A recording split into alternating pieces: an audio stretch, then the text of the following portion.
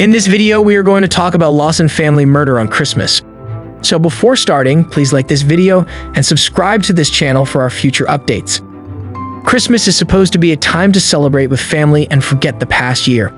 You gather around the fire, exchange gifts, overeat, drink, and enjoy family life.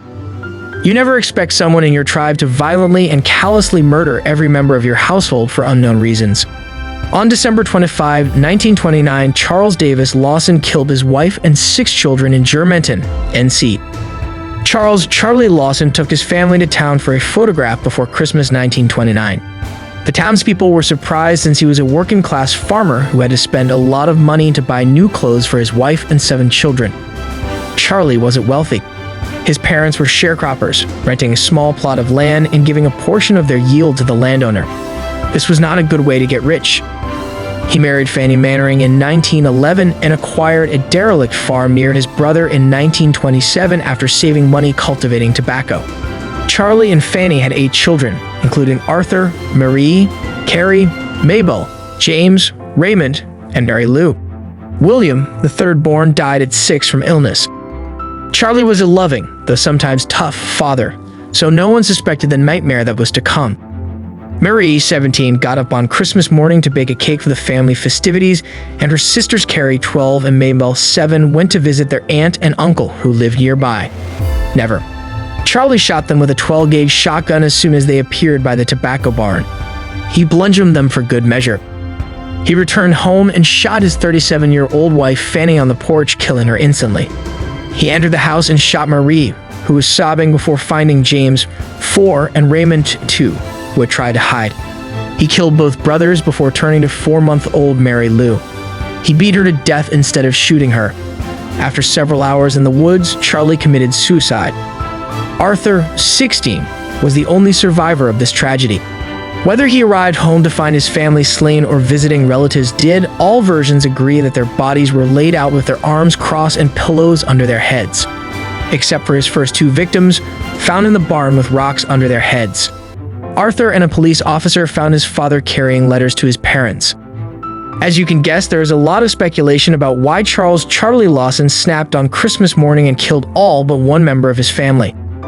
His surviving family and friends believed that Charlie's lunacy was caused by brain trauma a few months prior. The Twin Cities Sentinel claimed the next day that lunacy was his only motive. Charles Lawson, 42, of Germantown, Stokes County, killed his wife, Fanny, 38, and 6 of his 7 children on Christmas Day after becoming insane. This was gospel for 60 years. It was considered as the only logical reason for Charlie's actions, but I first didn't believe it because I couldn't discover any evidence to support it. I spent hours checking the internet for any sign that Charlie had had an accident or that his behavior had changed. I even wrote a paragraph on it. First, as far as my study has shown, no one has ever said what this accident was. Wouldn't a head trauma record exist? If it caused such a malicious act, wouldn't there have been signs? Wouldn't a shattered skull influence his behavior? Charlie Lawson may have had mood swings or violent outbursts, but there is no evidence that he appeared different to people who knew him. Second, no brain abnormalities were identified in his autopsy at Johns Hopkins Hospital, thus disproving the idea. My patient editor found what I needed in Greensboro News and recorded in North Carolina. Susie C. Spears' paper on 90-year-old events contradicts my earlier conclusions, even though her data shouldn't be treated as gospel. If you live in the EU and click on the link, you won't be able to view the item owing to the General Data Protection Regulation law, so you'll have to trust me. She says that Charlie Lawson had been acting abnormally in the months leading up to the incident and had repeatedly complained to the family doctor of bad headaches and insomnia. She adds that Trudy J. Smith's The Meaning of Our Tears supports this. This supports the notion that Charles Lawson lost his mind and killed his family on impulse. This seems like an open and shut case, but there was another theory that emerged many years later that might explain why the insanity idea was pushed so hard by those left behind, because the truth was too much to bear. A truth that wouldn't come to light until 1990 when M. Bruce Jones and Trudy J. Smith published White Christmas, Bloody Christmas, a book about the Lawson family massacre. The authors claimed to have proof that he had raped Marie and gotten her pregnant. They said that many people suspected the father-daughter relationship, including an anonymous tip from someone who had taken a tour of the Lawson farm where the guide confirmed the incest allegation. Just before the book was published, Charlie's niece, Stella Lawson, said that at the funeral she overheard family members discussing Fanny's fears that something was amiss between the two. In her book, The Meaning of Our Tears, Trudy J. Smith recounted that Marie Lawson's closet friend, Ella Meg Johnson, told the story that during a sleepover, Marie had confessed that she was pregnant with Charlie's child.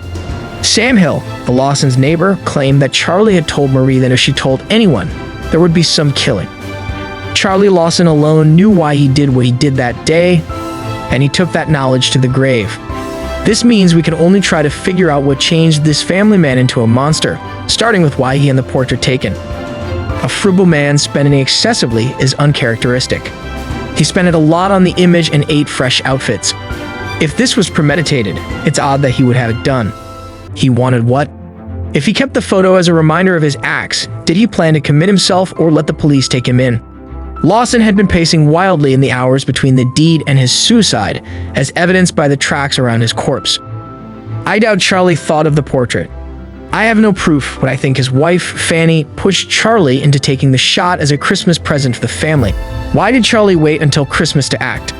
Since they were often together, it couldn't be because he knew this would be the only time the full family was under one roof. If he had gotten Marie pregnant, she may have waited until that morning to tell him, thinking her father would react less negatively on a religious holiday. Why spare Arthur? No sense. Did he adore his firstborn? Charlie didn't seem to care about his family, so it's hard to believe he had a sudden surge of fatherly attachment to one of his children hours before a calculated murder spree.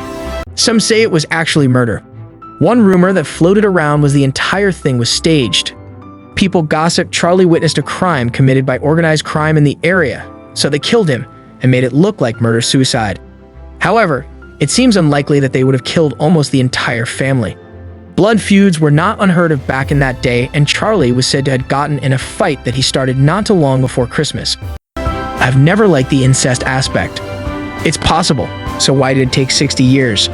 Though I have no doubt that the authors of the two books I referenced in this post believed what they were told, I think this is merely a case of he said, she said. That makes a nice copy, but an autopsy would have shown Marie was pregnant, which has never been discovered. We wouldn't have had to wait 61 years for a book to reveal Charlie and Marie's relationship. Only the head injury theorem remains, which I prefer. Considering the era this happened in, medical procedures were nowhere near the standards we have today, so to say that he had zero abnormalities on his brain when they cut it open might have been true then, but I'm sure that under today's rigorous tests and examinations, it would be discovered that there was a serious amount of damage. It would be amazing if we could dig in and investigate this murder. I challenge us all to get our Sherlock Holmes on and find the answers to this tragedy. One of us can answer the questions to this almost 100-year-old family mystery. Why did a man, after spending such a large sum of money for a family portrait and new clothes, just murder all but one of his entire family at Christmas? Why were all the girls shot and bludgeoned but Mary? She was only shot. Why did he leave that one son alive? The one son who was spared died in 1945 in a car accident. Had guilt finally gotten the best of him for some part he played in this massacre, or just a secret he had kept over what really happened? What do you think of our video? Let me know in the comments section below. If you enjoyed this video and want to hear from me again, be sure to hit that subscribe button before you go. Thanks for watching.